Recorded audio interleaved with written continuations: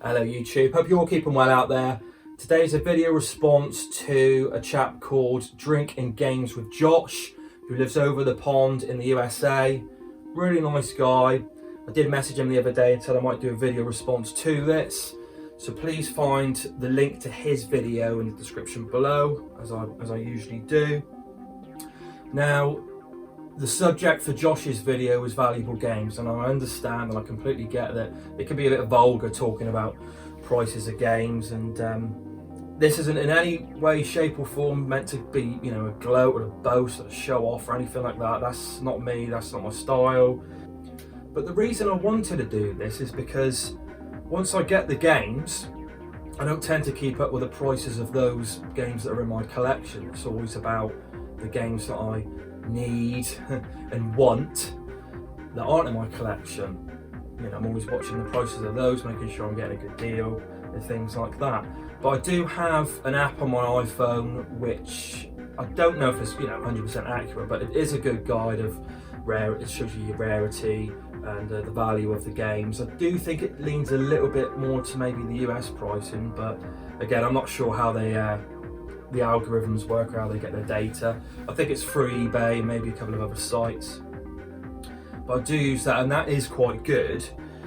The other reason is I had a little dialogue with James from Flashback TNT probably about a month or so ago now, and he did a video, I think it was a pickups video, and he picked up Paper Mario the Thousand Year Door on the GameCube, and he stated the price he paid for it, and I was like, oh my god, I can't believe how much that's going for now. And you know, I don't pay anything near what James paid, but you know, that's just the nature of this collecting business, isn't it? But anyway, the value is split into two sort of categories. You've got monetary wise value, and Josh asked to pick 3 games, which I've done, and then 2 games that are valuable in terms of, I don't know, your memories, your nostalgia, your love of the game. So I've picked 2 there, 5 in total. So I'm going to start with the first monetary value game, and it's Tombi.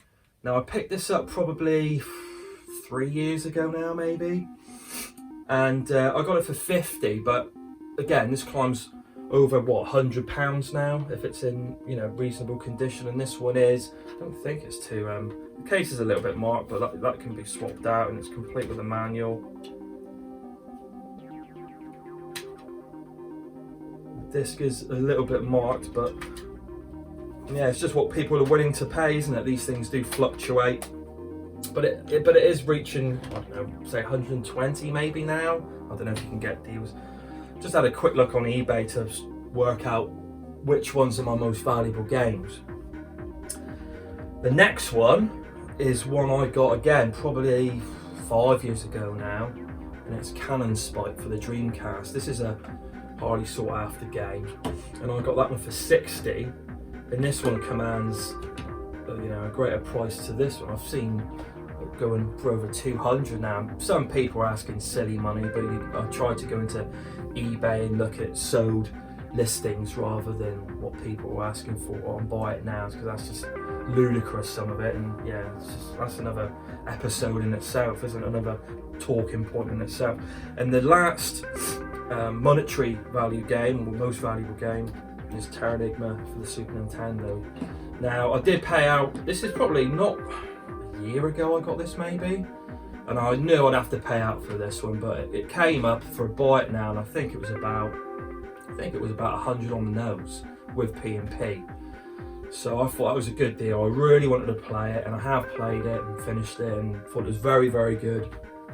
Now, picking the 2 favourite games is like picking out your favourite kid.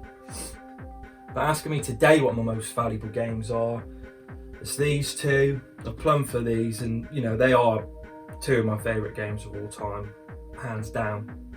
And the first one is A Legend of Zelda: A Link to the Past for the Super Nintendo. Just reminds me of simpler times back when I played this, and I might do an episode where I go into the SNES memories, Super Nintendo memories, and cover some of the games in there, like I did recently with the N64. But I remember it was summertime, must have been 92, 93. When did I move? No, it must have been about 92. And we found, me and my friend Rob at the time, we had Zelda here, and it was a gorgeous summer, gorgeous spring or summer. I remember the weather was fantastic. We would come over first thing in the morning, up in the bedroom, draw the curtains, don't want any of that sun coming in, and play this game just all day. And he would stay there, Mum would do lunch and tea and things like that.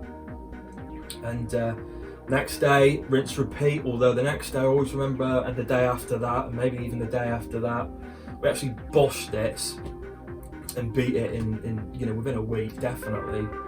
And we bought big bars of Milky Bar and cans of Apple Tango. I remember that from the local shop. Had our kind of made our nest in the bedroom, in my bedroom, curtains drawn, light out, adventure on, and yeah, fantastic game. Up for argument if it's classed as an RPG or not, it's not really, is it? It's got subtle RPG mechanics and gameplay in there, but it's just an adventure game, and what an adventure game. Fantastic, just reminds me of, like I said, simpler times. The weight of the world didn't weigh on your shoulders so much, and yeah, fantastic, good memories. I've gone through and beat it loads of times over the years. I think the last time I beat it was maybe 2 years ago now, so it's due another visit. And I always make sure I complete it 100%, getting every piece of heart and doing everything like that. Fantastic game, love it. Now the second game and the final game is a newer title, and it's Dark Souls. Now, Demon Souls was played first. It's a From Software game, similar to Dark Souls, very much so. I mean, it's just a slightly different name, really. And Demon Souls, when I first played that, I read it was difficult, but I wanted to play an RPG that was, had this style. I was just really mesmerised by the look of the game, the dark kind of ominous settings that it had, and the fighting looked really cool, slightly medieval, but with fantastical elements to it. And Demon Souls was fantastic.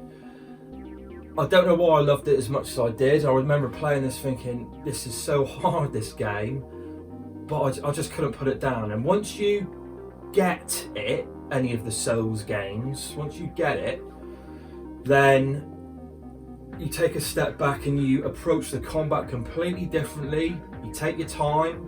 You've got to approach every enemy in the game a bit like you would a boss in any other game, just with a strategy. I almost used to compare it to a game of chess, really, because you would just strategize your attack and your tactics, and picking them off with a bow from a distance and letting them come to you. That was always a thing. And do not go into the groups of enemies, into the enemies in groups. You've got to try and get one, possibly two to battle with, because you will get floored by the most measly of characters in there.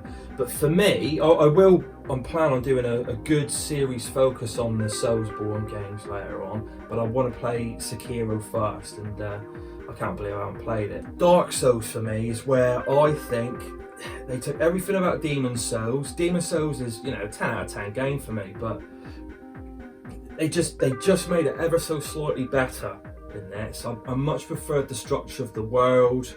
You didn't have the hub world like you did in Demon Souls, and you would go out through pictures and statues into different worlds in Demon Souls. In this, you had more of just a interconnected world, and the worlds in these games are characters in themselves. If any of you are familiar with the artist Escher and his work, where he's got that image of labyrinths of a cuboid with staircases going up, and everything's interconnected in strange ways. The worlds are like that. Yeah, I could just gush and gush and gush with this game, and I will gush with this game when I do a little From Software focus video.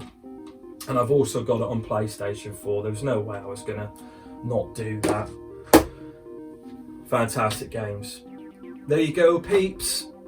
Please leave a few comments below. I love the comments and the discussions regarding any of these games or any of your treasured games, and I hope everyone takes care and stays safe. You know, things are easing now with the pandemic, so you know, hopefully the Indian variant doesn't scupper our plans. But yeah, enough of that.